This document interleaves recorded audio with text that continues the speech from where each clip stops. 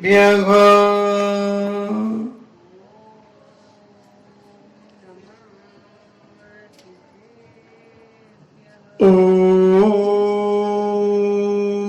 नमः सिद्धेभ्यः।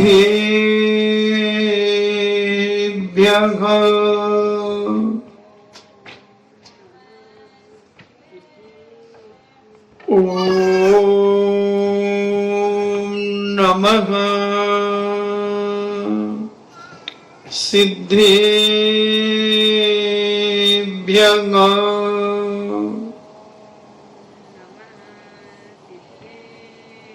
इणमो अरिहन्ताणम्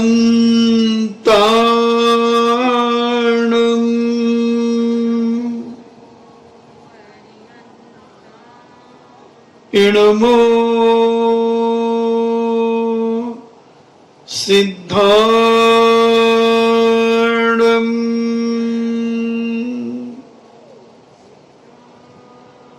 इणमो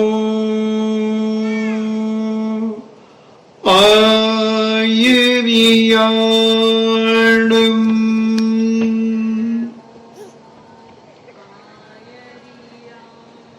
इणमो उबज्झायाणम्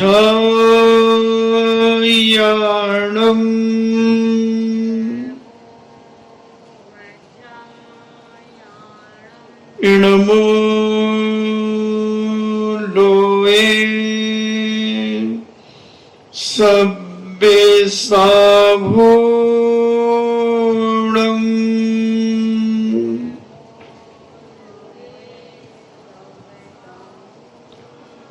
पंच परमेष्टि भगवान की अहिंसामयी वीतराग विश्व धर्म की देवादिदेव 1008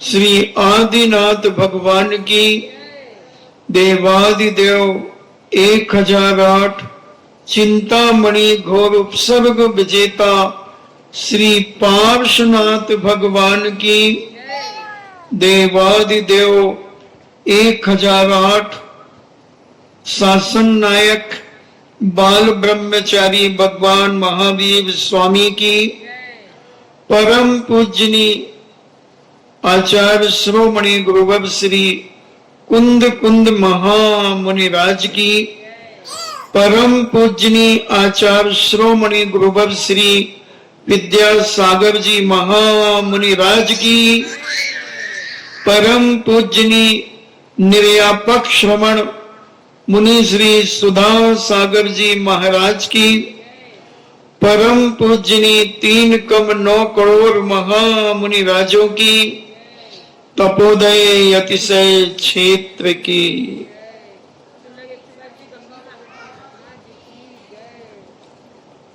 चर्चा चल रही है कि व्यक्ति अपने जीवन में बड़ी बड़ी ऊंचाइयां चाहता है, बहुत अच्छे अच्छे पद चाहता है, वह सोचता है जहां मैं जाऊं वहां मेरा सम्मान हो, मुझे मान मिले, सब लोग मेरी इज्जत करें, सब लोग मेरे बारे में अच्छा सोचें। प्रत्येक व्यक्ति की प्राय ऐसी भावना हुआ करती है, मगर कभी वो ये नहीं सोचता कि ये मुझे क्यों नहीं मिलता, ये मुझे क्यों प्राप्त नहीं होता। मैं लोगों के साथ इतना अच्छा करता हूं, सबका उपकार करता हूं, मगर मुझे सम्मान क्यों नहीं मिलता। ऐसा तुम्हारे मन में ही प्रश्न नहीं आता, हमारे बहुत सारे साधुओं के मन में भी आ सकता है, जिनने कर्म सिद्धांत को नहीं पढ़ा, जिन्होंने जैन दर्शन के मर्म को नहीं समझा, उनके अंदर भी ये परिणाम आ जाता है। कोई अतिशयोक्ति नहीं है। उनको लगता है कि सारे लोग मेरे पास क्यों नहीं आते, मुझे बुलाना पड़ता है, मुझे ईर्ष्या करना पड़ता है जब वो नहीं आता है, मुझे घृणा करना पड़ती है। वो अभी स्वाध्याय में बहुत कमजोर है। जैनाचार्य कहते हैं कर्म को समझना बहुत जरूरी है, और जिसने इस कर्म को समझ लिया उसने अपने जीवन में आत्म शांति पा ली। उसे कोई मतलब नहीं होता। मैंने ऐसे श्रावकों को भी देखा जो अच्छे स्वाध्यायशील हैं, उन्हें किसी से कोई मतलब नहीं होता। उन्हें कौन जय जिनेन्द्र कर रहा है कि नहीं कर रहा है, कौन उनके आने पर खड़ा हो रहा है कि नहीं हो रहा है, कौन उनकी तारीफ कर रहा है कि नहीं कर रहा है, कौन उनके स्वाध्याय को सुन रहा है कि नहीं सुन रहा है, कौन उनके प्रवचन को सुन रहा है कि नहीं सुन रहा है, कौन उनसे पढ़ने आ रहा नहीं आ रहा है। उन्हें कोई विकल्प नहीं होते किसी प्रकार के। वो तो कहते हैं मैंने अपने आत्म कल्याण के लिए ज्ञान प्राप्त किया है, मैंने अपने जीवन को पवित्र बनाने के लिए, मोह को जलाने के लिए, राग द्वेष को हटाने के लिए मैंने अपने जीवन में स्वाध्याय किया है। एक सच्चे श्रावक की बात कर रहा हूं। जो सम्यक दृष्टि श्रावक स्वाध्याय करता है वो कभी अपने ज्ञान की प्रशंसा नहीं करता, कभी बघारता नहीं। अपन कहते ज्यादा ज्ञान मत बघारो, वो कभी नहीं। जब बिल्कुल बोलने की जरूरत होगी तब बोलेगा, नहीं तो शांति से सबकी बातें सुनता रहता है। हां, जहां कहीं धर्म के विपरीत अगर कोई बात चल रही हो तो हमारे पूज्य सुखचंद महाराज ने ज्ञानार्णव ग्रंथराज के अंदर कहा, धर्म नासे क्रिया ध्वंसे सुसिद्धांत विप्लवे अस्पष्टैरपि वक्तव्यम सत्स्वरूप प्रकाश। धर्म नासे, जहां कोई वक्ता, कोई साधु, कोई त्यागी व्यक्ति, कोई श्रावक, जहां धर्म की धर्म नासे, जहां धर्म का नाश कर रहा हो, क्रिया नासे, जहां क्रिया का नाश कर रहा हो, धर्म नासे क्रिया नासे, सुसिद्धांत विप्लवे, उस सिद्धांत को उलट पुलट कर रहा हो, अस्पष्टैरपि वक्तव्यम, बिना किसी से पूछे, डंके की चोट पर, अस्पष्टैरपि वक्तव्यम सत्स्वरूप प्रकाश ने, सत्य के स्वरूप को प्रकाशन करने के लिए उस श्रावक को भी डंके की चोट पे बोलना चाहिए, उस त्यागी व्रती को भी बोलना चाहिए, उस साधु सज्जन पुरुषों को भी बोलना चाहिए। ये मत सोचना कि किसी ने मुझसे बोलने के लिए नहीं कहा, बोलना। धर्म नाश है, जहां धर्म का नाश हो रहा हो, क्रिया का नाश हो रहा हो, सिद्धांत को उलट पुलट किया जा रहा हो। ऐसा नहीं हमारा जैन दर्शन कहता है जहां आवश्यक है वहां बोलो, अपने ज्ञान की महिमा वहां प्रकट करो। हर जगह चपड़ चपड़ करना नहीं, शांति से बैठ करके सुनो। और जो स्वाध्याय अपने जीवन में सूक्ष्मता से करता है वो बहुत कम बोलना शुरू कर देता है, वो देखना भी कम कर देता है, सुनना भी कम कर देता है, चलना फिरना भी कम कर देता है, क्योंकि उसका समय बहुत कीमती हो जाता है, बहुत कीमती हो जाता है। वो हर क्षण अपने समय को पहचानता है, हर क्षण अपने समय की पहचान करता चला जाता है। इधर उधर की बातों में, राग देश की बातों में, इसकी उसकी बढ़ाने की बातों में सम्यक दृष्टि जीव कभी नहीं रहता। वो जानता है कि अगर मैं ये करूंगा तो मुझे कैसा कर्मबंध होगा, और उस कर्मबंध से मेरी क्या क्या गति दुर्गति प्रगति क्या होगी वो सब समझता, इसलिए बचने का प्रयास करता है। अभी मुनीश्वरी के प्रवचन भी इसी विषय पर चल रही है। तो सम्यक दृष्टि धर्मात्मा मूल लक्ष्य अपने कल्याण का बनाता है।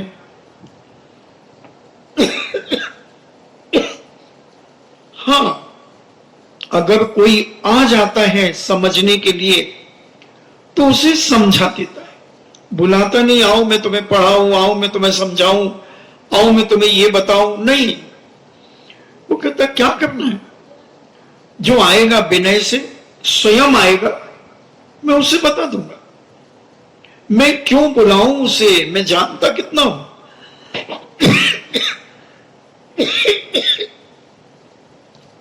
मैं जानता कितना हूं, मैं तो बहुत थोड़ा सा जानता हूं, तो मैं क्या बताऊंगा इनको। अगर कोई विनय से आता है तो जो मुझे आएगा मैं उसे बता दूं।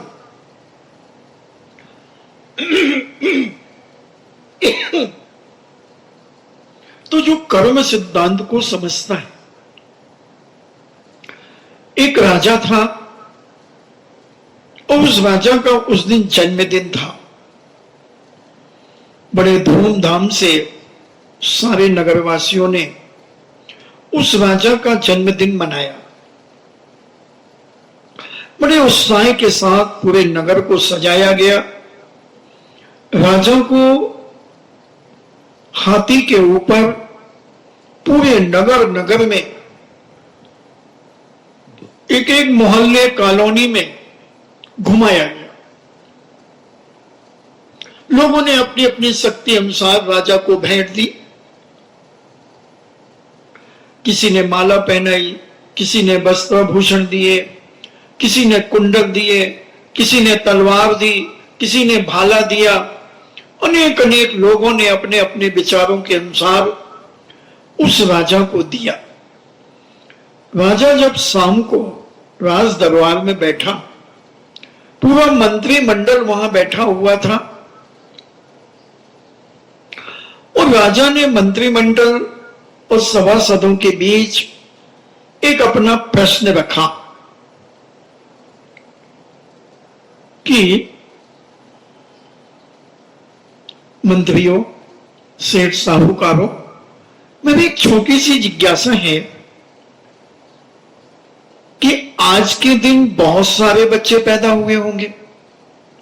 कोई ऐसा तो है नहीं कि एक दिन में एक ही बच्चा पैदा हो, मैं अकेला ही आज पैदा हुआ हूंगा।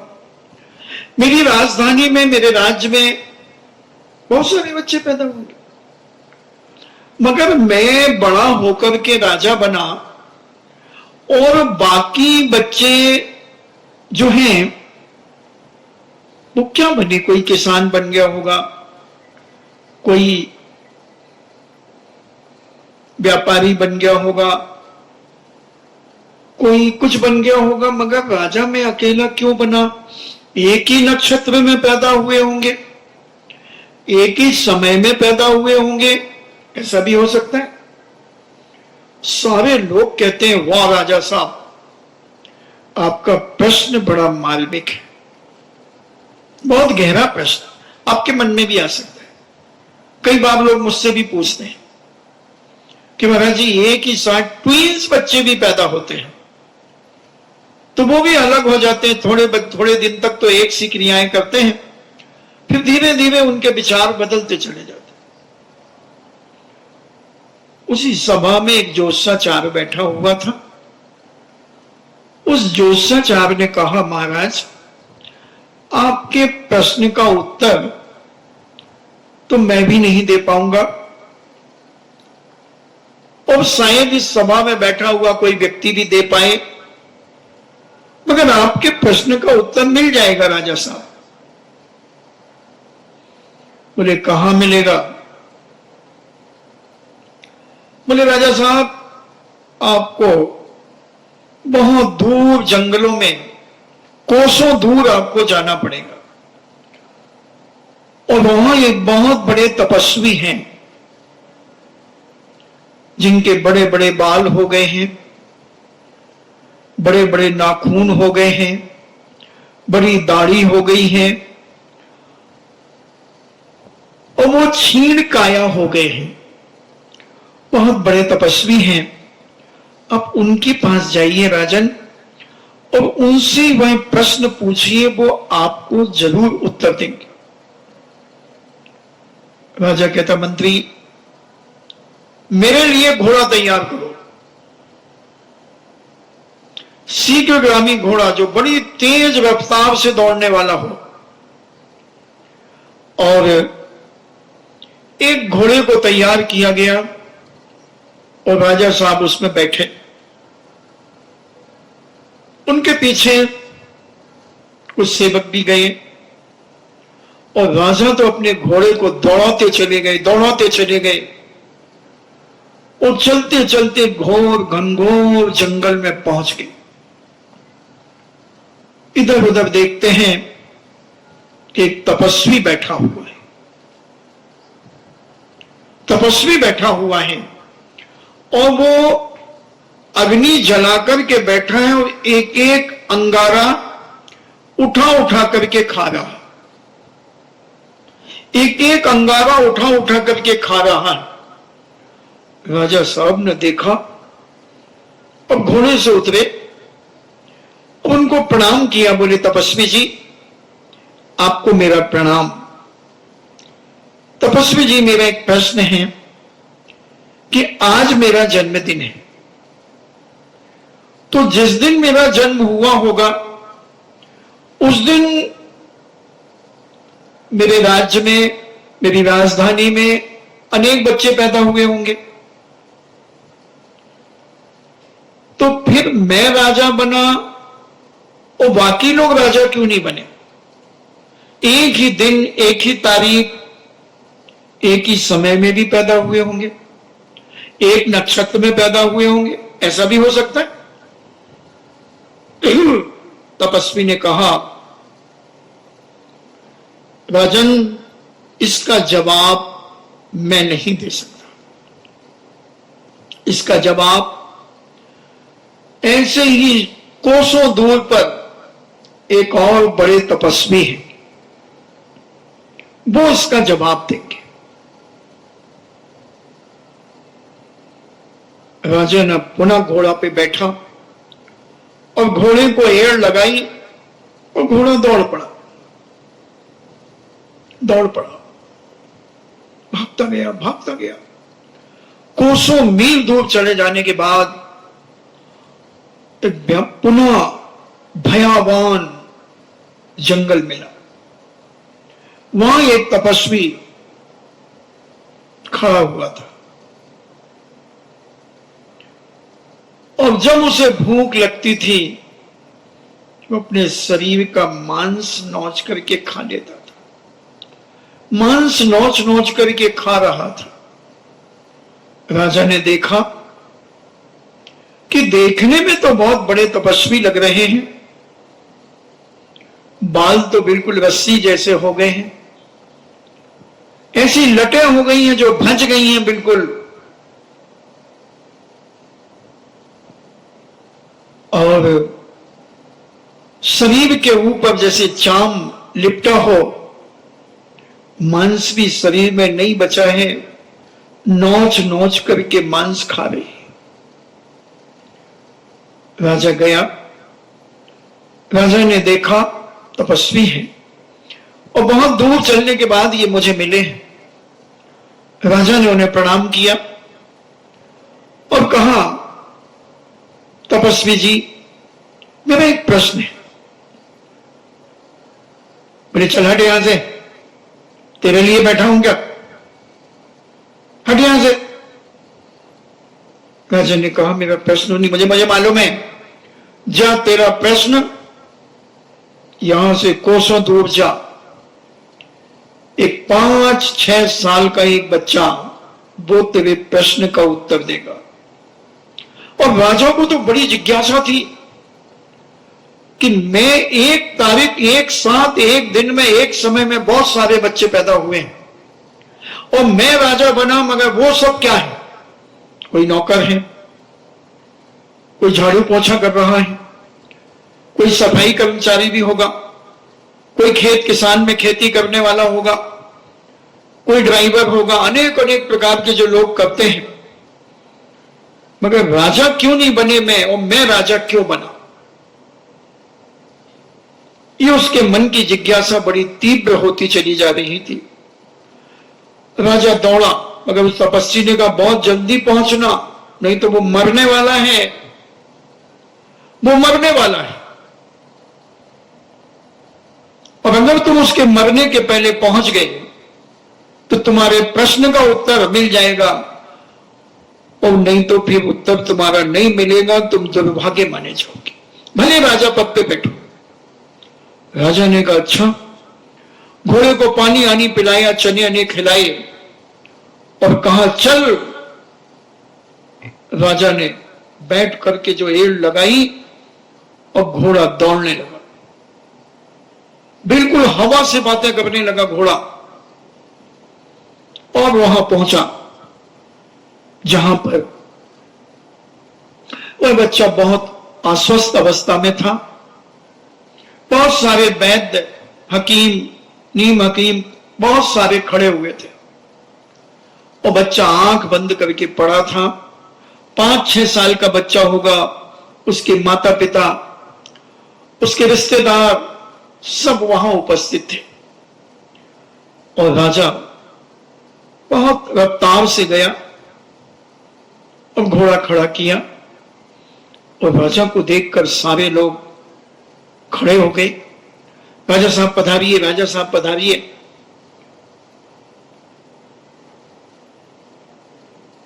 और राजा ने कहा कि भाई अभी वो बच्चा जिंदा है ना? बोले हाँ राजन, मगर इन वैद्य डॉक्टरों ने कहा है कुछ ही देर के बाद ये मरण को प्राप्त हो जाएगा, ये बचेगा नहीं। राजा ने कहा कि इनसे मेरा एक प्रश्न है। जैसे राजा की आवाज सुनी, उस बच्चे ने एक बहुत मंद मंद मुस्कान के साथ उसने अपनी आंख खोली और कहा कि राजन प्रश्न करिए। राजा ने कहा कि भाई मैं ये पूछना चाहता हूं कि आज की तारीख में बहुत सारे लोग ने जन्म लिया हो, मैंने भी जन्म लिया है, मगर मैं राजा क्यों बना और आज के दिन के जन्मे बालक बालिकाएं छोटे मोटे आदमी क्यों बने? उसने कहा राजन मैं तुम्हारे प्रश्न का उत्तर देता हूं। आज से 7 भव पहले हम 4 राजकुमार थे। हम 4 राजकुमार थे और हम जंगलों में शिकार खेला करते थे, घूमते थे। जो आपको सबसे पहले जो तपस्वी मिले थे वो सबसे बड़े भाई थे। जो दूसरे नंबर पे मिले वो दूसरे भाई थे, और मैं तीसरा भाई था और आप सबसे छोटे भाई थे। 7 भव पहले जब उस जंगल में अपन खेल रहे थे, खेलते खेलते जब थक गए तो अपन भोजन करने के लिए बैठे। अपन सभी भाई चारों के 4 भोजन करने के लिए बैठे। उसी समय एक तपस्वी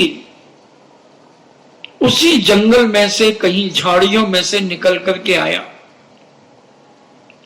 और बड़े भैया से कहा कि भाई मैं भी भूखा हूं, मुझे भी 1-2 रोटी मिल जाए। तो बड़े भैया ने कहा कि तुझे अगर हम ये रोटियां दे देंगे तो क्या हम अंगारे खाएंगे?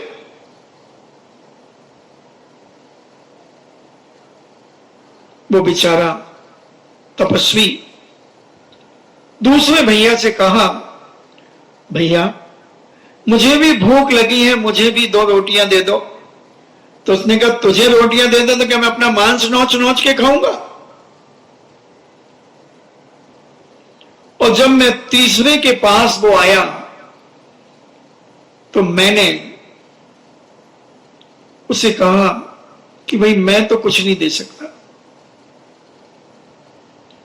और जब तुम्हारे पास सबसे छोटे राजकुमार के पास जब वो तपस्वी गया तो तुमने अपनी रोटियों में से अपनी सब्जी रोटी और जो जो तुम्हारे पास था वो तुमने आधा उसे दे दिया और कहा कि भाई तुम भी भूखे हो हम भी भूखे हैं, कोई बात नहीं, आधा आधा खा लेते हैं। और उस तपस्वी ने जो दिया तुमने बड़े मान सम्मान से प्रसन्नता से वो उसने खाया और तुम्हें दुआ दी कि ऐसे सदा ही उपकार करते रहो। और अपन मरे, बीच में अनेक पर्यायों में जन्म लेते रहे और तुम अच्छी अच्छी पर्यायों में जन्म लेते रहे। फिर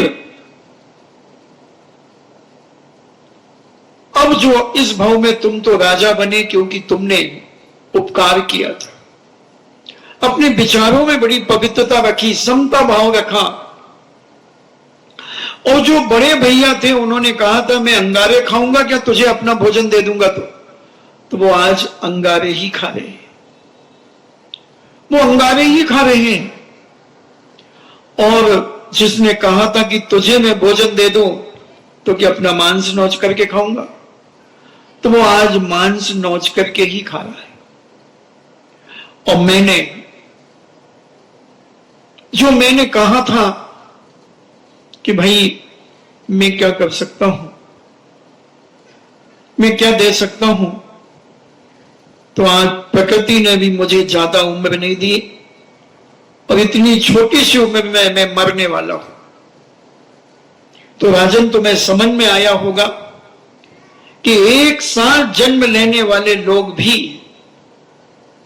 एक से पद को प्राप्त नहीं कर सकते, सब अपने अपने कर्मों का फल भोगते हैं। हमने जैसी भावना जिसके साथ रखी होगी वैसा फल हमें जीवन में मिलेगा। जिसके साथ भी तुमने जैसी निकृष्टता रखी होगी, उच्चता रखी होगी, जैसी भी भावना तुमने जिसके प्रति रखी होगी, जैसे परिणाम तुम्हारे होंगे, जैसे परिणाम तुम्हारे होंगे वैसा तुम्हें प्राप्त होगा। तुम जो भी कार्य किस प्रकार के परिणामों से कर रहे हो, दिखावा के लिए कर रहे हो कोई चीज, तो दिखावा तो मिलेगा मगर तुम अंदर से खुशी नहीं रहोगे, हमेशा दुखी बने रहोगे। तुम बाहवा लूटने के लिए कोई काम कर रहे हो कि चार लोग मुझे धर्मात्मा माने, मगर तुम अंदर से इतने काले हो, खोखले हो, दूसरों की आंखों में धूल झोंक करके तुम धर्मात्मा बन रहे हो। तो कर्म कहता है चिंता मत करो, इनको मैं बताऊंगा वक्त आने पर। इसलिए हमने कहा था, हमारे जैनाचार्यों ने कहा कि हमेशा अपने परिणामों को पवित्र से पवित्र बना करके रखो। किसी के प्रति घृणा से मत भरो, किसी की उपेक्षा करने का भाव मत करो, किसी को छिद्रान्वय से मत बनो, दूसरों की गलतियों को देख देख करके अपनी आंखें और अपने कानों को बर्बाद मत करो। नहीं तो ये कान और ये आंख नहीं मिलेंगी तो कितने इंद्रिय जन्म लोगे? 3 इंद्रिय। चीटे मकोड़े बनोगे, चीटे मकोड़े बनोगे, पहले भी काटते थे और अब काटोगे। ये वही है जितने कीड़े मकोड़े हैं, ये जितने भी काटने वाले जंतु हैं, ये सब पूर्व जन्मों में संगी पंचेंद्रिय मनुष्य थे, मनुष्य की पर्याय में थे। मगर ये 24 घंटे दिन रात सबके कमजोरियां पकड़ते थे, कमजोरियां पकड़ने का प्रयास करते थे। किसकी कमजोरी अपन को मिल जाए अपन इसे दबा के रखेंगे। पहले मोबाइल तो नहीं चलते थे, मगर आदमी मन में रखता था, मन में रखता हूं मोबाइल तुमसे बात करते करते बटन चालू कर दे और तुम्हारी बातें टेप कर ले। ऐसे भी निकृष्ट लोग हैं कि तुम्हें फंसाने के लिए तुम्हारी बातें टेप कर ले और झूठ बोल जाए कि मैंने तो किया ही। ऐसे भी पापी निकृष्ट दुनिया में लोग हैं। इसका फल जब उन्हें मिलता है तब वो तड़पते हैं, तब कहते हैं कोई मुझे बचा लो। अब इनके हाथ, क्योंकि इन्होंने छल करके किसी की बात को अपने मोबाइल में टेप किया है, अगले जन्म में ये हाथ नहीं मिलेंगे, मोबाइल चलाने नहीं मिलेगा, तड़पेंगे, क्योंकि तुमने इन हाथों से धोखा दिया है, छल किया है तुमने इन हाथों से। दूसरों की कमजोरी को तुमने पकड़ने का प्रयास किया। तुम कौन होते हो पकड़ने वाले? वो तो अपने कर्मों से स्वयं भोगेगा। तुम क्यों गंदगी में हाथ डाल रहे हो अपना? वो गंदा है, वो गंदा महागंदा होगा, तुम क्यों उसके साथ में गंदे हो रहे? जो दूसरों की बुराइयां सुनते हैं उसमें मजा लेते हैं, इसकी उसकी बातें इधर उधर से पूछ करके वो कैसा है, उसके परिवार की क्या स्थिति है, उसके घर में क्या हुआ, ये सारी जो खोजबीन करते हैं, चाहे वो श्रावक से लेकर साधु तक हो, कर्म किसी को नहीं छोड़ता। कर्म किसी का सगा नहीं है और किसी का दुश्मन नहीं है। कर्म तो एक ऐसा प्यारा व्यक्ति है, इतना निर्णायक है, इतना बड़ा न्यायाधीश है कि वो आज तक किसी भी प्रकार की जैक से प्रभावित नहीं होता। तुम कितना भी उसे दे दो वो स्वीकार नहीं करेंगे। जैसे बताते हैं सीबीआई होती है जो, वो सीबीआई कहीं से घूस नहीं लेती है, लेते हो तो केवली भगवान जाने। मगर जिसे सबसे प्रामाणिक माना जाता है आज के युग में कि जो सीबीआई है, गुप्तचर जिसे कहते हैं, वो लोग न्याय बिल्कुल पवित्र करते हैं, ऐसा अपन सुनते हैं। अब जो है वो तो केवली भगवान के द्वारा जाना जाएगा। अवधि ज्ञानी मुनिराज मने पर्य ज्ञानी मुनिराज जाने। तो ये कर्म तो हमारा इतना निर्दोष पवित्र है कि तुम जैसा भी करोगे, जैसा भाव तुम्हारा होगा, वैसा तुम्हारा जीवन भविष्य में होगा। ये चार उदाहरण से समझने का प्रयास करना। चारों राजकुमार के पूर्व भाव 7 भाव पहले की बात और वर्तमान की दशा को देखना। काश अगर एक थोड़ी सी 2 रोटियां उस तपस्वी को देकर अपने जीवन को बहुत उज्जवल बनाया जा सकता था, बहुत महान बनाया जा सकता था। मगर निकृष्ट विचार वाला व्यक्ति अपने विचारों में ऐसी कटुता और कलुषता रखता है, कह दिया कि अंगारे खाऊंगा तुझे रोटियां दे दूंगा, तो आगे भविष्य में उसे अंगारे ही खाना पड़े, अंगारे खाना पड़े। उसने कहा अगर तुझे मैं रोटियां दे दूं, अपना भोजन दे दूं, तो क्या मैं मांस नोच करके खाऊंगा? तो उस पापी को मांस नोच करके ही खाना पड़ा। कर्म कहता जाकी जैसी रही भावना तैसी, जैसी तेरी भावना है वही तुझे फल मिलेगा। और मैं बड़ा सीधा बन गया, तीसरा, मैं कुछ नहीं कह सकता, मैं कैसे दे दूं? तो अल्प आयु में 6 साल की उम्र में लगभग मरने की तैयारी होने लगी। और राजा साहब ने, उस पूर्व राजकुमार ने, जो सबसे छोटा राजकुमार था, उसने अपना आधा भोजन उस तपस्वी को दे दिया। उसके परिणामों में कितनी पवित्रता होगी, कितनी निर्मलता होगी, जिसके कारण उस आधे भोजन देने के कारण वो राजकुमार जो था पूर्व पर्याय में, वो 7 भाव अच्छे भोगता हुआ 6 भाव और 7वें भाव में राजा के पद को प्राप्त हुआ।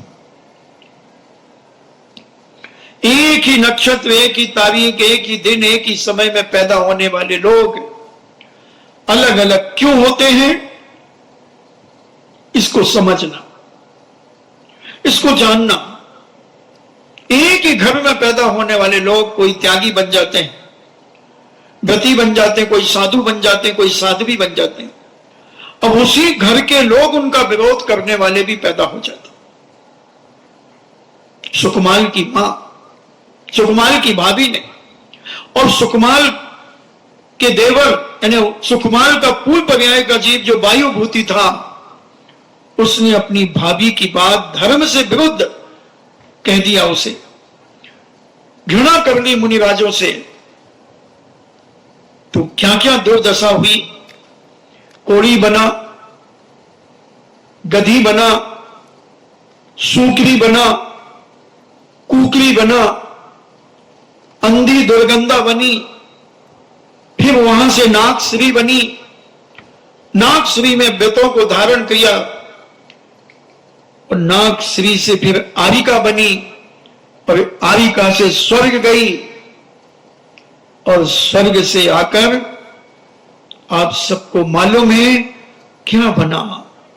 और वो वायुभूति का जीव वही था और अंत में सुकुमाल बना।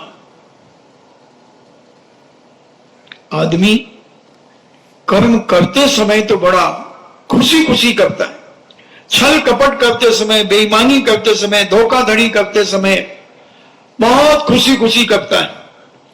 और जब इन फलों को भोगता है उस समय तो ऐसा मोही रागी होता है, कौन मेरा क्या कर लेगा, कौन मेरा क्या कर लेगा, मैं तो जो चाहूं वो करूंगा, कौन रोक सकता है।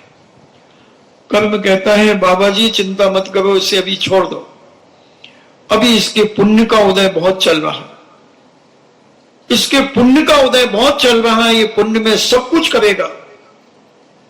और जब इसके पाप का उदय आएगा, जब इसकी 64 धार फूटेगी, तब इसके कोई आंसू पहुंचने के लिए एक चीथड़ा भी नहीं देगा इसे, और ये तड़पता तड़पता मरेगा।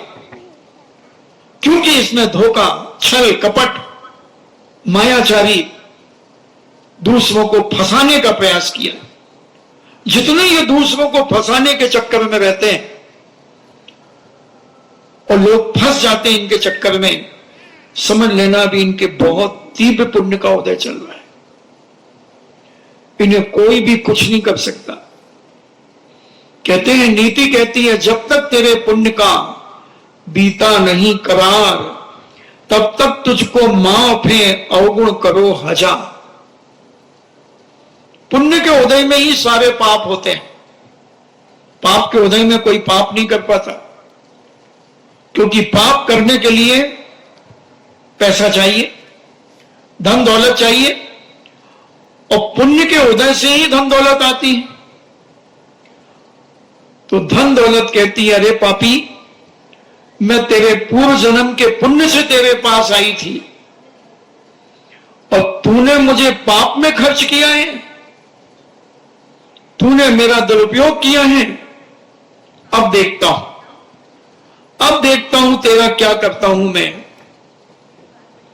और फिर उसे दाने दाने के लिए मोहताज करा देती है। मैंने एक दिन कहा था कि जितने ये दुनिया में भिखारी, ये सब वही हैं, पूर्व जन्म के लखपति, करोड़पति, अरबपति हैं। इन्हें लक्ष्मी, इन्हें धन दौलत का अभिशाप है इनके ऊपर। ये पनप नहीं पाएंगे 100 भव तक, क्योंकि इन्होंने इस धन दौलत को पाप में खर्च किया है। और आप देख लो कितना पाप में खर्च करते हैं और कितना पुण्य में खर्च करते हैं। 10% से ज्यादा कोई आदमी 100 रुपए में से 10 रुपए पुण्य में खर्च करता है और 90 रुपया पाप में खर्च करता है। अपने राग रंग में खर्च करता है, अपने ऐश आराम में खर्च करता है, अपनी रंगोलियां खेलने में खर्च करता है, अपने जीवन को ऐश आराम में खर्च करता है। तो 10% जो तुमने दिया उसका पुण्य जो होगा वो तुम्हारे खाते में जमा हो जाएगा। और 90% का जो पाप होगा वो तुम्हारे खाते में जमा हो जाएगा। ये तो जैन दर्शन है, दूध का दूध और पानी का पानी करता है। तो उस राजा को ये बात अब समझ में आई कि एक ही नक्षत्र में, एक ही समय पर, एक ही दिन में, एक ही तारीख में, एक ही मुहूर्त में जन्म लेने वाले व्यक्ति अलग अलग क्यों होते हैं। मैं राजा बना हूं और आज के दिन ढेरों लोग जन्म लिया होगा, उनकी क्या दशा है ये आप समझो। तो सबको राजा बनना चाहिए था। लोग पूछने आते हैं, कहते हैं ऐसा कि महाराज जी एक साथ जन्म लेने के बाद ऐसा क्यों हुआ। आज भी हम वर्तमान में देखते हैं 2-2, 3-3 बच्चे एक साथ जन्म लेते हैं, 1-1, 2-2 मिनट के फर्क से जन्म लेते हैं। है मेरे पास ऐसे 3 केस, और उनमें भी 2 की शादियां होगी। एक बहुत बड़े अमीर के यहां एक की शादी हुई है और उसकी दूसरी बहन एक मध्यम वर्गीय परिवार में शादी हुई। एक साथ दोनों ने जन्म लिया, 1-1.5 मिनट का अंतर है। एक के परिवार में करोड़ों के व्यापार हैं और एक के परिवार में हजारों के व्यापार हैं। क्या है? समझना अपने पूर्व जन्म को कि हमने ऐसा क्या किया। जन्म से कुछ नहीं होता बंधुओं, तुम्हारे किए हुए कारनामों से होता है। तुमने किस प्रकार का संसार अपना पूर्व जन्म का बिताया है, किस प्रकार से तुमने अपने जीवन को चलाया है, वो सारा का सारा ही कार्य तुम्हारे जीवन में करेगा। और समझना पड़ेगा, ये तो एक ना एक दिन अपने जीवन में ये पहचानना पड़ेगा। इसलिए एकत्वता, एकत्व भावना अपने जीवन में बना करके रखना पड़ेगी। एकत्व भावना के बाद अपन ने कल एकत्व भावना की चर्चा करी थी। अब अन्यत्व भावना, मोह रूप मृग तृष्णा जग में मिथ्या जल चमके, मृग चेतन निज भ्रम में उठ उठ दौड़े थक थक के।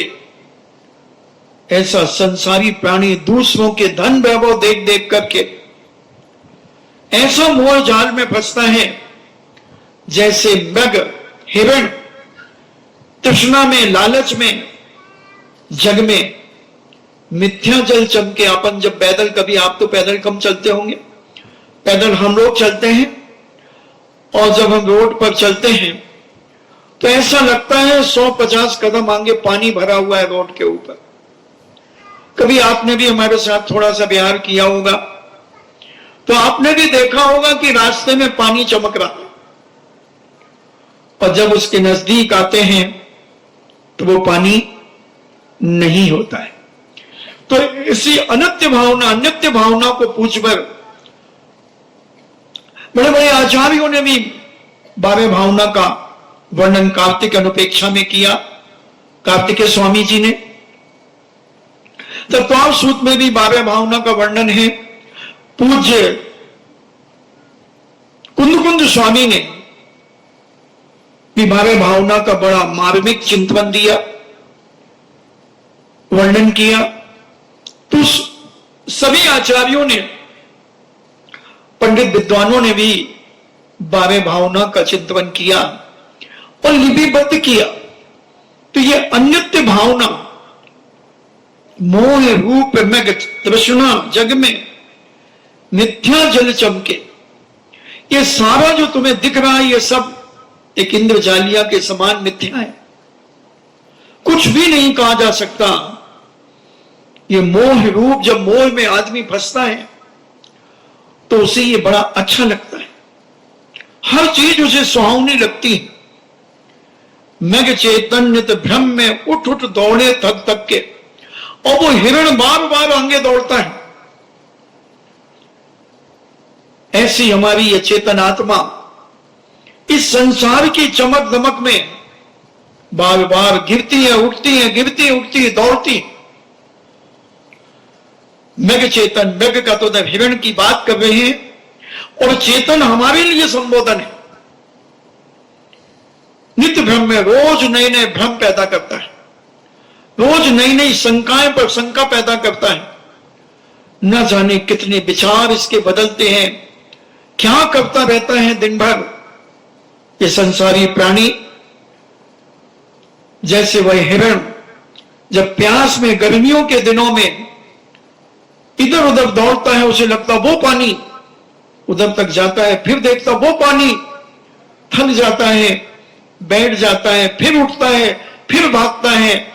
ऐसा ही संसारी प्राणी धन दौलत कमाने के चक्कर में कभी इधर जाता है, कभी उधर जाता है, कभी इधर फोन लगाता, कभी उधर फोन लगाता, कहीं वहां ऑर्डर का बुक लेता, ऑर्डर लेता, कहीं ये करता वो करता, और शाम को आकर के थक जाता है, बैठता है। धर्म पत्नी कहती क्या बात है, बहुत थके हो, और ये आज बहुत मेहनत करना पड़ी, माल बहुत गाड़ियों में लदवाया उतराया। इतने में फोन आता है मुनीम का, सेठ जी जो 3 पार्टियों ने ऑर्डर दिए थे वो कैंसिल हो गए। अरे ये कैसे हुआ? मेरे से तो घंटों बैठ करके बातचीत हुई, मैंने नाश्ता कराया, मैंने सब कुछ कराया, और वो पक्का वादा करके गए थे। सेठ जी उन्होंने कह दिया कि अभी माल की जरूरत नहीं है, और अपन ने तो सारा स्टॉक बना लिया उनका। हाँ, हम थक गए, हम कहते हम टूट गए, अगले ने हमें धोखा दे दिया। माल की बुकिंग करा करके उसने माल कैंसिल कर दिया। हम तृष्णा में इतने लालच में आ गए, हमने बहुत दौड़ धूप की, थक गए, बैठे फिर उठे, बैठे उठे, इससे मिले उससे मिले, तकड़म करके तो माल की सेटिंग की, और पार्टी ने हाथ खड़े कर दिए। वही संबोधन एक मेघ के द्वारा हमें दिया जा रहा है। मोह रूप मेघ तृष्णा, इस मोह के कारण, इस लालच के कारण, तृष्णा के कारण जैसे हिरण भटकता है, दौड़ता है, यहां दौड़ता वहां दौड़ता है पानी की प्यास के लिए, मगर ये सब मिथ्या, इन्हें उल्टा जंजाल है। ये जल नहीं है, एक ये मात्र चमक है, ये चमक है मात्र एक। मेघ चेतन नित्य भ्रम में उठ उठ कर दौड़े, और थक थक के आदमी कितना चूर हो जाता है शाम को जब घर आता है, कैसा थका मांदा लगता है। जल नहीं पावे प्राण गमावे, भटक भटक मरता। और जब व्यापार का माल हमारा नहीं उठता तो हमें कितने तनाव हो जाते हैं, कितने टेंशन हो जाते हैं। स्टॉक बहुत हो गया, माल उठ नहीं रहा है, नींद हराम हो जाती है। ये सब मोह का ही जाल है, ये संसार के मोह का जाल है। तुमने भी ऐसा ही धोखा दिया होगा पूर्व जन्म में किसी को, उसके साथ धोखा किया होगा तुमने, उसे जलील करने के लिए तुमने कोई षड्यंत्र रचा होगा, कोई ना कोई परेशान तुमने उसे किया होगा। तुम दिन रात उसी में लगे रहते होगे, किसकी कमजोरियों को कैसे पकड़ूं मैं, इसको कैसे प्रभावित करूं, इसकी कमजोरी कैसे पकड़ूं और फिर इसे फंसाऊंगा। पुण्य के उदय में सब हो जाता है। तुम जो चाहो, जो कल्पना करो, वो कल्पना पूरी हो जाती है, क्योंकि अभी पुण्य का उदय। पुण्य के उदय में मैंने कहा ना, जितने पाप दुनिया में लोग कर रहे हैं, करते हैं, वो सब पुण्य के उदय में करते हैं, सब पुण्य के उदय। और गलत काम करने के बाद भी जो पकड़े नहीं जा रहे हैं, उनका भी समझ लेना बहुत बड़ा पुण्य का उदय। बहुत बड़ा पुण्य को दे। अभी कांग्रेस सरकार में चर्चा चली थी टेप करने की, मोबाइल टेप कर लिया गया था, काफी हंगामा हुआ था विधानसभा के अंदर। तो पुण्य का उदय था जिसने ये टेप किया था। प्रश्न चल रहे थे तुम्हें दिक्कत क्या हो रही है, ये हो रहा है वो हो रहा है, बड़ा दंगल चल रहा था। दफा दफा हो गया होगा जिसका पुण्य का उदय होगा। तो ऐसे ही दुनिया में बहुत सारे लोग हैं जो ये छल कपट करते हुए अपनी जिंदगी को बड़े शान से जी रहे हैं, बड़े शान से जी रहे हैं। उन्हें कोई फर्क नहीं पड़ रहा वर्तमान में, और पड़ेगा भी नहीं, पड़ेगा भी नहीं। जब पड़ेगा तो ऐसा पड़ेगा कि दिन भर पड़े रहोगे, उठना भी मुश्किल हो जाएगा, हाथ उठाना भी मुश्किल हो जाएगा। कोई काम तुम अच्छा भी करना सोचोगे तो तुम अच्छा भी नहीं कर पाओगे, और बुरा करने के भाव और आएंगे तो कर्म कहता है इस पापी को और घसीटो, अभी तो इसने क्या किया है, अभी और इसने को घसीटो। किसने कितने लोगों को तनाव दिया है, इसने कितने लोगों को परेशान किया है। सैकड़ों भाव तक आदमी तड़प तड़प करके मरता है, सैकड़ों भाव तक। अभी पुण्य में हर आदमी इतराता है, हर आदमी इतराता है। इसलिए छेड़ानाकार कहते पुण्य पुण्य पाप फल माही हरस बिलखो मत भाई।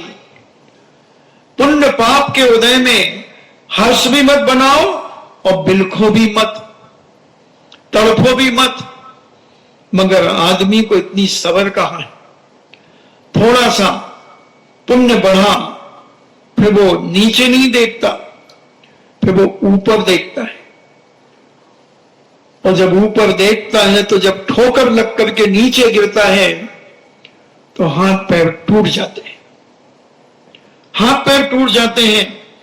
इसलिए यहां पर कह रहे वस्तु पराई माने अपनी भेद नहीं करता। पराई वस्तु को अपनी वस्तु मान लेता है, भेद ही नहीं करता कि ये मेरा है कि तेरा है। क्योंकि दमदार है, किसी के भी प्लाट को बिहार में ऐसी ऐसी दादागिरी चलती है, ऐसी ऐसी दादागिरी चलती है कि बड़ा मुश्किल हो जाता है। बिहार से लोग आए थे एक बार, उन्होंने बताया कि महाराज वहां तो दमदार तो बेड़ा पार। बोले एक मकान बनाया गया, 60 लाख का मकान बना, और एक मुख्यमंत्री के साले ने अपनी बेटी के शादी में उसे लिया। बोले यार 15 दिन के लिए दे दो। अब मुख्यमंत्री का साला उसने दे दिया। 15 महीने, 15 दिन के बाद 15 महीने हो गए, उसने खाली नहीं किया। बड़ा दुखी हो गया। अगला आदमी मुख्यमंत्री के पास गया। मुख्यमंत्री कहता अरे यार वो साला ऐसे ही है, एक काम करो तुम अपनी रजिस्ट्री के कागज दो, उतना पैसा मेरे से ले लो। अब बताओ 60 लाख का उसका मकान बना, रजिस्ट्री कितने की होगी? और उस बेचारे को उतना पैसा देके वो मकान अपने नाम कराए। इतनी भरमार है, इतनी बेईमानी है। वस्तु पराई माने अपनी, भेद नहीं करता, मिल भर जाए। ऐसे ही कुछ लोग किसी की गलती पकड़ में तो आ जाए उन्हें, फिर देखो वो अपने लोगों के साथ बैठ करके क्या मस्ती करते हैं। अब देखता हूं मैं इसे, अब फंसाऊंगा इसे मैं, अब बताता हूं मैं। बता ले, अभी तेरे पुण्य का उदय है, और जब ये पाप का घड़ा तेरा फूटेगा तो तुम सामूहिक जितने बैठ करके उसमें रस ले रहे हो, मजा ले रहे हो, तो सब एक साथ भोगोगे। जो जितने कॉल नंबर का मजा ले रहा होगा जो जितना होशियार बन रहा होगा, अरे मैंने तो ऐसे मोबाइल चालू कर दिया, उसकी सारी बातें टेप कर ली मैंने, तो कर ले, क्या करेगा तो, क्या कर लेगा? मगर तेरा क्या होगा रे कालिया? सरकार, सरकार आपका नमक खाया है, तो गब्बर सिंह कहेगा गोली भी खा, गोली भी खा, क्योंकि ये कर्म ऐसा ही खलनायक भी है। ये मोह हमें बहुत अच्छा लगता है, राग हमें बहुत अच्छा लगता है, द्वेष हमें बहुत अच्छा लगता है, मगर जब ये कर्म उदय में आता है तब किसे अच्छा लगता है? अगर तब भी तुम्हें अच्छा लग जाए तो तुम उस कर्म के उदय में बड़ी शांति से बैठे रहो और शांति से सहन करते रहो, तो कर्म की निर्जरा हो जाए।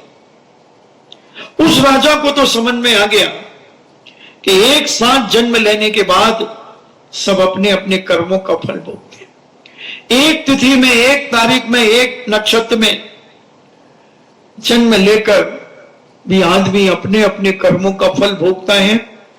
अगर तुम्हें भी समझ में आ जाए दोस्तों, तो तुम भी एक दिन राजा बन सकते हो, और राजा से महाराजा बन सकते हो, महाराज बन सकते हो। जिसे ये समझ में आ जाए धर्म की जड़, धर्म का मूल जिसे समझ में आ जाए, वो व्यक्ति अपने जीवन में एक दिन पवित्र हो सकता है। और जिसे दूसरों को चढ़ाने में मजा आ रहा है, जिसे दूसरों की कमजोरियां पकड़ने में मजा आ रहा है, जिसे इधर उधर से जानकारी लेकर के मजा आ रहा है, तो कर्म कहता और मिलेगी जानकारी, चिंता मत करो। भरो कितने मोबाइल भरोगे, भरो कितनी डायरियां भरोगे, मगर जब ये कर्ज तुम्हारे ऊपर तगादा करने के लिए आएगा, तब तुम्हारी क्या दशा होगी? अगर दूसरों की बुराइयां सुनने में मजा आ रहा है, तो समझ लेना अगले जन्म में ये कान नहीं मिलेंगे। दूसरों की बुराइयां देखने में मजा आ रहा है, तो अगले जन्म में ये आंख नहीं मिलेगी। दूसरों की बुराइयां बताने में अगर मजा आ रहा है, तो ये मुंह नहीं मिलेगा। तैयार हो जाना, बहुत बड़ा नंगा नाच खिलाता है ये कर्म अच्छे अच्छे खाको। बड़े तपस्वी मुनिराज जैसे भी खरबूजे में लट बन गए, लट पे तुम और हम किस खेत की मूली हैं? हम तो बहुत बहुत मामूली हैं भैया। एक एक माह के उपवास करने वाले मुनिराज, अपन क्या उपवास करते हैं? एक एक माह के उपवास करने वाले, और जिसने कभी आंख उठा करके भी नहीं देखा, आंख उठा करके भी नहीं देखा, कमर तो कभी तिरछी की नहीं, बिल्कुल सीधे बैठे हैं ध्यान में, 1 महीने का उपवास। और थोड़ा सा मन कहता है कि अगर मैं कल आहार को उठूं तो ये खरबूजा खाने मिले। उसी समय आयु बंद हुआ और उसी खरबूजे में लट हो गए। वो मटर की फल्ली में निकलती ना, उसकी नाक भी नहीं होती है, 2 इंद्री होती, स्पर्श और रसना, बस। जिस नाक से वो खुशबू सूंघी थी, वो नाक भी प्राप्त नहीं हुई। जिन आंखों से वो खरबूजा देखा होगा, वो आंख भी प्राप्त नहीं हुई। और लोगों से सुना होगा कि किसी ने खरबूजा चढ़ाया, तो वो कान भी नहीं मिले, कान भी नहीं मिले। मात्र एक स्पर्शन इंद्री और एक रसना इंद्री, 2 मिले, बस 2 मिले बंधु। इतने बड़े तपस्वी को सारे शिष्य गुरु से कहते हैं, गुरु देखो तो कहां गए? सबको उत्साह होता है, इतनी बढ़िया समाधि हुई, 1 महीने के उपवास किए, कहां गए? गुरु महाराज तो सबसे पहले स्वर्ग में देखते हैं, भवनत्रप में देखा नहीं मिले, वैमानिक में देखा नहीं मिले, नौग्रेविक में देखा नहीं मिले, अनुत्तरों में देखा नहीं मिले। बोले मोक्ष तो जा नहीं सकते, अगर मोक्ष जाते तो सारे देवता यहां आ जाते जय जयकार करने के लिए। चलो मनुष्य लोक में देखते हैं, मनुष्य लोक में नहीं मिले। गाय भैंस कुत्ता बिल्ली की पर्यायों में देखा, वहां नहीं मिले। घबरा गए सारे संघ के साधु कि कहां गए। भोला राम जी का जीव जैसे किताबों में फंस गया था। एक पढ़ी थी कहानी, आप लोगों के राजस्थान में हुई कि नहीं हुई पता नहीं। एक भोला राम के जीव की एक कहानी पढ़ाई गई थी स्कूलों में। तो उसकी पेंशन रुक गई थी, मगर वो मर गया तो उसी पेंशन के कागज में कीड़ा हो गया। क्या है दुनिया बंधुओं, समझो। गुरु महाराज चिंतित हो गए, कहां गया शिष्य, इतना तपस्वी था। मैं जब सब त्रिंचों को देख लिया,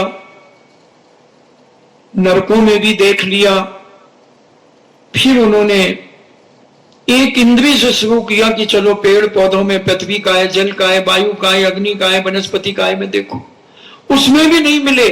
महाराज घूम गए, महाराज घूम गए, नहीं मिल गए।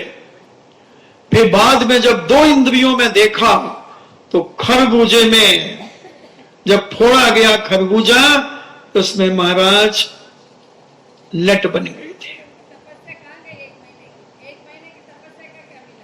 सब पाप में बदल गई। अरे सालों लाखों वर्षों की तपस्या। संक्रमण कहते हैं हमारे जैन दर्शन में, पुण्य पाप में संक्रमण हो जाता है। अंजन चोर के इतने पाप कहां गए, और एक अंतर मुहूर्त में केवल ज्ञान प्राप्त कर लिया। वो भी तो पूछो, ये कर्म है, संक्रमण कहते हैं इसे। क्या है जीवन, बस इस अन्यत्व भावना को समझने का प्रयास, इस मोह जाल को समझने का प्रयास। सब पाप की नाली से बह गया, किया हुआ पुण्य सारा का सारा। साधु बन जाओ तो कोई कलेक्टर नहीं बन गए। तुमने अपने परिणामों को कैसा रखा है, सारा खेल इस परिणामों पर है। मदारी का खेल डमरू पर है, उधर डमरू बसती है, वहां मदारी का बंदर नाचता है। ऐसे ही तुम्हारे मन की डमरू जैसी बसती है, वैसे ही कर्म नाचते हैं और तुम्हें नचाते हैं कर्म। इसलिए अपने परिणामों की इतनी पवित्रता रखो, इतनी सरलता रखो परिणामों के अंदर। किसी के प्रति घृणा भाव मत करो, किसी के प्रति द्वेष भाव मत करो, किसी को छलने का प्रयास मत करो, किसी के साथ धोखा देने का प्रयास मत करो, किसी को जलील करने का प्रयास मत करो, किसी को जलाने का प्रयास मत करो। नहीं तो यह अभिशाप, तुम्हें धन दौलत का भी अभिशाप मिलेगा, अभिशाप मिलेगा। क्या है, एक क्षण नहीं लगता। एक बार सुनाया था ना मैंने, दो मुनिराज गुरु शिष्य जा रहे थे, और जो शिष्य था वो बड़ा तेजस्वी था, शरीर से बड़ा ओज निकल रहा था, चमक निकल रही थी। तेल लगा के नहीं तो तेल चुपड़ करके और हम चमकने लगे, वो नहीं। ओरिजिनल तेज, वीरांतमय कर्म का ऐसा क्षोभम। और गुरु शिष्य जा रहे थे, गुरु आगे आगे थे, शिष्य पीछे पीछे। किसी ने उनको देखकर बड़े भक्ति भाव से नमोस्तु किया और कहा, महाराज आपके गुरु का नाम क्या है? मेरे गुरु का नाम भगवान महावीर स्वामी मेरे गुरु का नाम है, जो साक्षात समोसवन में बैठे हैं। कोई गलत नहीं बोला, भगवान का नाम लेने में क्या है। हम भी कुंद कुंद गुरुवर कुंद कुंद महाराज की जय बोलते हैं, मगर जब मुझसे कोई पूछेगा कि तुम्हारे गुरु कौन है, तो मैं कुंद कुंद स्वामी नहीं कहूंगा, मेरे गुरु आचार्य विद्यासागर जी महाराज। तो उन्हें क्या बताना चाहिए था? अपने गुरु का नाम। जय तो उन्हें गुरु भगवान बोल करके जय बोलने में कोई बात है।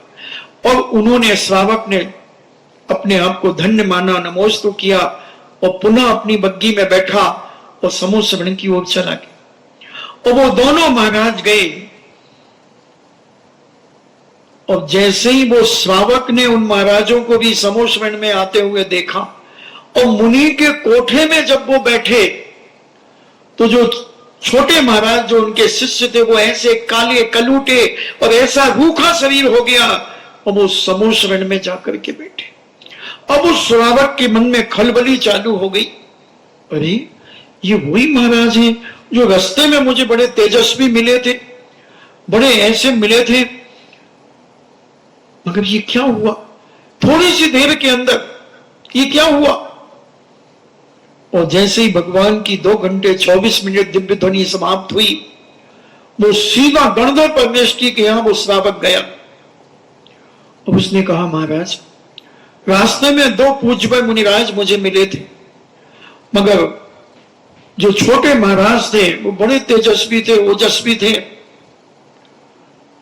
मगर जब वो समोश्रण में आए तो ऐसे काले कलूटे, रूखा शरीर, पूरा शरीर सफेद सफेद हो रहा है। गणधर स्वामी कहते हैं, हे भव्य पुंडरीक, उन्होंने छल किया है, उन्होंने द्वेष किया है, अपने गुरु का नाम छुपाया है, उन्होंने निंदा किया है। उनके गुरु का नाम न बताकर भगवान महावीर स्वामी को अपना गुरु बताया है, जिस कारण से उनकी यह दशा हुई है। महाराज इसका कोई उपाय? हां, अगर वो अपनी गलती सुधार लेते हैं और अपने गुरु महाराज से ये बता करके, अपनी गलती बताकर उसका प्रायश्चित करते हैं और प्रायश्चित पूरा कर लेते हैं, तो वो यथावत स्थिति में आ सकते हैं।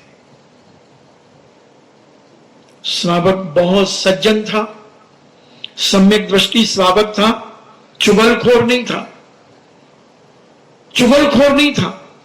वो सीधा अपने रथ से गया और वह पूज्य रास्ते में मिल गए, रथ को खड़ा कर दिया और महाराज का कमंडल ले लिया। बोले, महाराज लघुशंका को तो नहीं चलना, नहीं तो फिर रात हो जाएगी। महाराज कहते, जाना तो है तो चलिए महाराज। बड़े महाराज तो आगे आगे जा ही रहे हैं, अपन लघुशंका करके फिर मिला लेंगे उनको। ठीक है महाराज। और लघु शंका जैसे ही महाराज करने बैठे, लघु शंका करके कहता है, महाराज ये आपके शरीर की हालत क्या हो गई? बोले, पता नहीं कैसे होगी। बोले, महाराज मुझे मालूम है। कैसे हो गई? तुम्हें कैसे मालूम? मैं गणधर परमेष्ठी से पूछ के आया हूं। क्या बताया उन्होंने? महाराज पहले तो ये बताओ, तुमने किसी से कहा तो नहीं? नहीं महाराज, मैं मर जाऊंगा मगर किसी से अपने मुख से ये बात नहीं कहूंगा। मैंने मात्र गणधर स्वामी से पूछा है, मैं अपनी पत्नी को भी नहीं बताऊंगा, अपने परिवार के लोगों को भी नहीं बताऊंगा। तो क्या कहा गणधर स्वामी ने? गणधर परमेष्ठी ने कहा है, भगवान कि आपने अपने गुरु का नाम छुपाया है। आपसे मैंने पूछा था कि आपके गुरु का नाम क्या है, अब आप इतने रागान्वित हो गए, इतने मोह में आ गए, इतने छल कपट से भर गए कि आपने भगवान महावीर स्वामी को अपना गुरु बता दिया और साक्षात अपने गुरु का नाम छुपा लिया। तो पूज्यवर गणधर स्वामी ने कहा है, इसी के कारण उनकी यह दशा हुई। कितनी देर लगी? बोले, अच्छा तो मुझे क्या करना पड़ेगा? बोले, अपने गुरु महाराज से सच सच कहना पड़ेगा, उसका प्रायश्चित करना पड़ेगा, चाहे वो मौन दें, उपवास दें, आप चूच चपाट बंद करना, जो प्रायश्चित दें, आप यही विचार करना कि मैंने इतना बड़ा अपराध किया है कि मुझे इतना थोड़ा सा प्रायश्चित मिल रहा है। और जैसे ही वो स्थान पर पहुंचे, शिष्य ने 3 प्रदक्षिणा दी, नमोस्तु किया और कहा, भगवान मुझसे एक बहुत बड़ा पाप हो गया, एक बहुत बड़ी गलती हो गई, एक बहुत बड़ा द्वेष राग हो गया। गुरु महाराज ने कहा, क्या हुआ? बोले, मुझसे किसी ने गुरु का नाम पूछा मेरे, मगर मैंने भगवान महावीर स्वामी का नाम बता दिया, आपका नाम नहीं बताया। मगर गुरु महाराज कितने विशाल थे। बोले, कोई बात नहीं, बहुत अच्छी बात है, अपन सबके गुरु हैं भगवान महावीर स्वामी को, बोले नहीं महाराज, ऐसे गुरु मानना और वैसे गुरु मानने में अंतर है।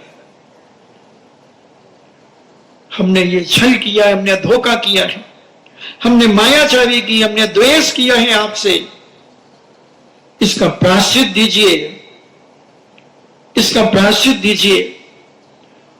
गुरु महाराज को जब बार बार कहने पर उन्होंने जब प्रायश्चित दिया, और वो प्रायश्चित करने के लिए एक शिला के ऊपर जाकर के बैठ गए, बड़े अंतरंग परिणाम से भीगे थे, अंदर परिणाम से ऐसा लग रहा था कि मैंने इतना बड़ा अपराध कर दिया, इतना बड़ा अपराध कर दिया, इतना बड़ा अपराध कर दिया, इतना बड़ा अपराध कर दिया, मैंने इतना बड़ा अपराध कर दिया, इतना बड़ा अपराध। और उस प्रायश्चित में इतने लीन हो गए, अपने आप की निंदा ग्रह करने लगे, अपनी गलती स्वीकार करने लगे, आई एम सॉरी प्लीज करने लगे, आई एम सॉरी प्लीज करने लगे, और भगवान से, गुरु महाराज से निवेदन करके ध्यान में बैठ गए, और अपनी गलती से फूट फूट करके उनके अंदर से आंसू निकलने लगे। और जैसे ही वो अंदर से भीगे और पूरा शरीर यथावत हो गया, पूरा शरीर यथावत हो गया। तो ये कर्म बनते भी हैं तो झड़ते भी हैं। इसलिए हम अपने जीवन में विचार करें, तू चेतन अरु देह अचेतन, यह जड़ तू ज्ञानी। तू चेतन देह अचेतन, यह जड़ तू ज्ञानी। मिले अनादि यतनते बिछड़े, ज्यों पाए अरूपानी। इसकी चर्चा अपन कल करेंगे। आज आपका समय हुआ तो हम समझने का प्रयास करें अपने जीवन में कि हे भगवान, हम सुबह से शाम तक और शाम से सुबह तक कितने छल कपट अपने जीवन में करते हैं, कितने पाप अत्याचार, कितने षड्यंत्र हम रचते हैं, कितने लोगों को हम जलील करने का प्रयास करते हैं, कितनों को हम नीचा दिखाने का प्रयास, कितने की हम जानकारी लेने के लिए लालायत रहते हैं, दूसरों की बुराइयां सुनने के लिए हम कितने लालायत रहते हैं, और बताने में भी हम कितने उत्साहित रहते हैं। बताने वाला भी बड़ा उत्साहित रहता है और नमक मिर्ची मिलाकर के और बताता है। किसी के भी परिवार की बुराइयां बताने में बहुत मास्टर होते हैं। और जब वो पाप हमारे ऊपर फूटता है, जब हम घर घर की ठोकरें खा करके भटकते हैं, तब हमें एक दाना भी नसीब नहीं होता, कोई सहयोग देने वाला नहीं होता, और हम कहते हैं सारे लोग हमारे दुश्मन है, हमें कोई सहायता नहीं कर रहा है, हमारी परेशानी का कोई निवारण नहीं कर रहा है, हमें कोई पूछने नहीं आ रहा है, हम तड़प रहे हैं, हम बीमार हैं, हमें कोई देखने नहीं आ रहा है। कौन आएगा तुझे देखने? तूने जिंदगी भर क्या किया है? केवल द्वेष, केवल घृणा, इसकी उसकी मजाक, उसका उसका अभिनय। तो अब तेरे पाप का उदय आया है, अब भोग। बुरे काम का बुरा नतीजा, सुन भाई चाचे, बोल भतीजे, बोल भतीजे। तो ये सांप अपने पापों को टटोलो, अपने जीवन को पवित्र करने का प्रयास करो बंधुओं, नहीं तो ये कर्म जब उदय में आएगा तो चमड़ी उधेड़ लेगा, और चमड़ी उधेड़ करके नमक मिर्ची के पानी का छिड़काव और करेगा, और छिड़काव करेगा, और सांप देखते चले जाएंगे, और कोई बचा नहीं पाएगा तुझे, कोई नहीं बचा पाएगा। इसलिए अपने परिणामों को बहुत पवित्र, बहुत शांत, बहुत निर्मल रखने का प्रयास करें। इन्हीं मंगल भावना के साथ जिनवाणी स्तुति।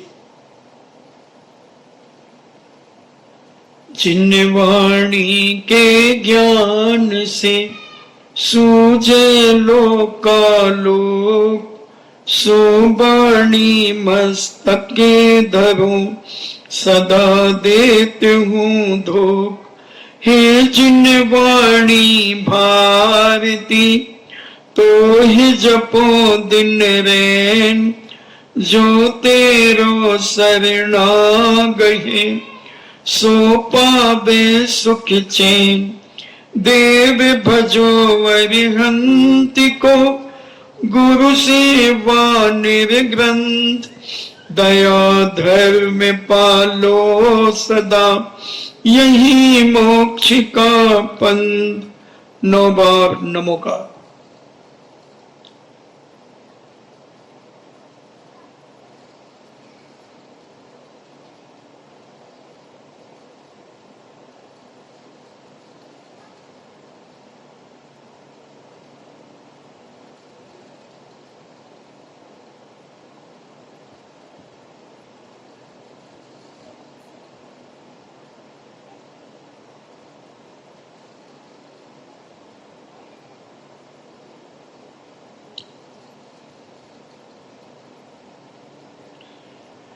परम पूजनी द्वादशांग जिनवाणी माता की, सुत देवता सुत देवता सुत देवता, जैनम जेतो शासनम,